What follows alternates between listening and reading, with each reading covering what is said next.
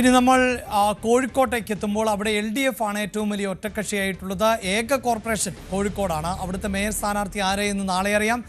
ജില്ലാ LDF യോഗത്തിന് ശേഷമാകും ഇത് സംബന്ധിച്ച് തീരുമാനമുണ്ടാവുക എന്നതാണ് അറിയുന്നത്.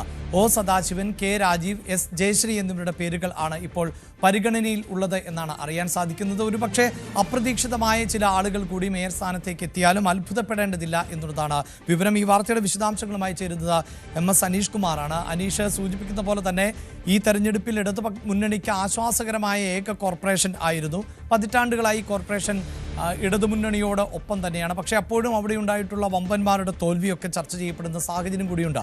അതെന്ത് തന്നെയായാലും അടുത്ത മേയർ ആര് എന്നതിന് എന്തൊക്കെയായിരിക്കും പരിഗണനാ വിഷയമായി ഉണ്ടാകാൻ സാധ്യത?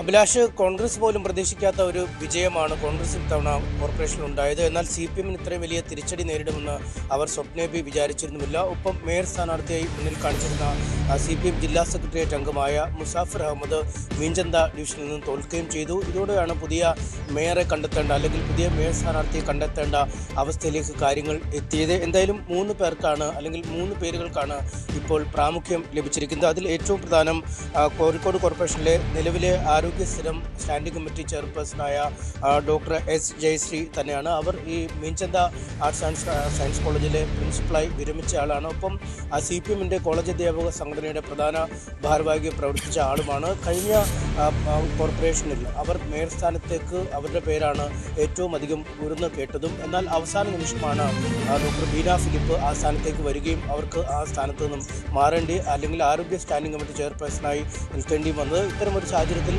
ജയശ്രീയുടെ പേര് കാര്യമായി തന്നെ പാർട്ടി പരിഗണിക്കുന്നുണ്ട്. പക്ഷേ തുടർച്ചയായ 2 വട്ടം വനിതാ കൗൺസിലർ എന്ന, അല്ലെങ്കിൽ വനിതാ മേയർ എന്ന ഒരു സാങ്കേതികതയുണ്ട്. അല്ലെങ്കിൽ അത്തരമൊരു അവസരം പുരുഷനിലേക്ക് നൽകണമോ എന്ന ഒരു കാര്യത്തിൽ സജീവമായി ചർച്ച നടക്കുന്നുണ്ട്. ഒപ്പം ഈ ഒരു തൂക്ക് സഭയാണ്, അതായത് ഈ വ്യക്തമായ ഭൂരിപക്ഷം LDFന് കൗൺസിലിൽ ഇല്ല. കോൺഗ്രസിനും BJPക്കും ഒക്കെ കാര്യമായ അംഗബലം ഉണ്ട് താനും. അതുകൊണ്ട് കൗൺസിലിൽ കുറച്ചുകൂടി മുതിർന്ന ആൾ, ഇത് നടത്തിക്കൊണ്ടുപോകാൻ പര്യാപ്തമായ ആൾ വേണമെന്ന ഒരു ചിന്ത വന്നാൽ മുതിർന്ന പാർട്ടി നേതാവായ ഒ സദാശിവനിലേക്ക് എത്തുക. CPM കൗൺസിലർ പാർട്ടിയുടെ ലീഡറാണ് ഒ സദാശിവൻ. അദ്ദേഹത്തിനും വളരെ വിപുലമായ അനുഭവ പരിചയമുണ്ട്. നിലവിൽ ഏരിയ കമ്മിറ്റി അംഗം കൂടിയാണ്. അതുകൊണ്ട് അദ്ദേഹത്തിൻ്റെ പേരും സംസ്ഥാന കമ്മിറ്റിയുടെ പരിഗണനയ്ക്കുള്ളത്. ഒപ്പം ഇതോടൊപ്പം തന്നെ ചേർന്ന് കേൾക്കുന്ന പേരാണ് ബേപ്പൂർ പോർട്ട് വാർഡിൽ നിന്നുള്ള രാജീവ് എന്ന കൗൺസിലർ. അദ്ദേഹവും വളരെ പരിചയസമ്പന്നനായ ആളാണ്, ഏരിയ കമ്മിറ്റി അംഗമാണ്. ഒപ്പം റിയാസുമായി അടുത്ത ബന്ധം, മന്ത്രി മുഹമ്മദ് റിയാസുമായി അടുത്ത ബന്ധം പുലർത്തുന്ന ആളുമാണ്. അതുകൊണ്ട് അദ്ദേഹത്തിൻ്റെ പേരിനും വലിയ സാധ്യതകൾ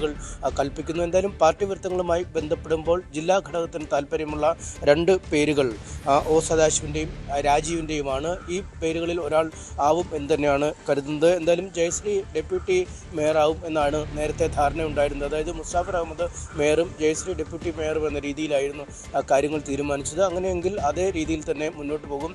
ജയശ്രീ ഡെപ്യൂട്ടി മേയറാവും. എന്തായാലും ഈ 3 പേരുടെ പേരുകളാണ് സംസ്ഥാന ഘടകത്തിൻ്റെ പരിഗണനയ്ക്ക് ജില്ലയിൽ നിന്നും അയച്ചിരിക്കുന്നതെന്നാണ് നമുക്ക് മനസ്സിലാക്കാൻ കഴിയുക.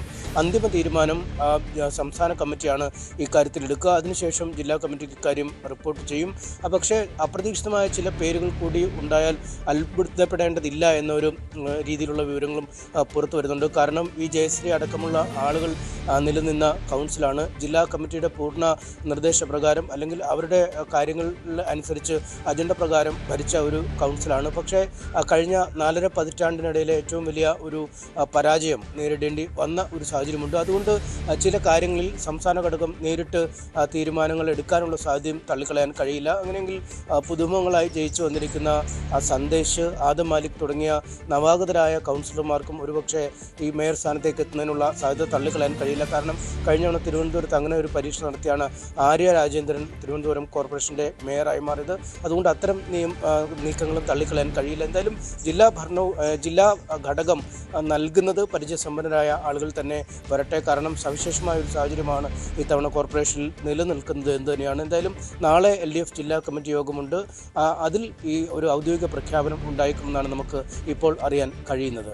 അഭിലാഷ്. യെസ്, അനീഷ് കുമാർ സൂചിപ്പിക്കുന്ന പോലെ തന്നെ കോർപ്പറേഷനുകളുടെ എണ്ണം പരിശോധിക്കുമ്പോൾ അതിലേറ്റവും പ്രധാനപ്പെട്ട കോർപ്പറേഷനുകൾ എന്നത് തിരുവനന്തപുരവും കൊച്ചിയും കോഴിക്കോടുമാണ്. അവിടെ ആരൊക്കെ മേയർമാരായി വരും എന്നതാണ് പ്രധാനപ്പെട്ടത്. അവിടെ ഈ കഴിഞ്ഞ തെരഞ്ഞെടുപ്പിൽ ഏറ്റവും ഇടതുമുന്നണിക്ക് ഏക ആശ്വാസവുമായ ഇടം എന്നത് കോഴിക്കോടാണ്. പക്ഷേ അപ്പോഴും എന്തുകൊണ്ട് അവിടുത്തെ പ്രബലർ ഉൾപ്പെടെയുള്ളവർ പരാജയപ്പെട്ടു എന്ന സംശയം എല്ലാവർക്കുമുണ്ട്.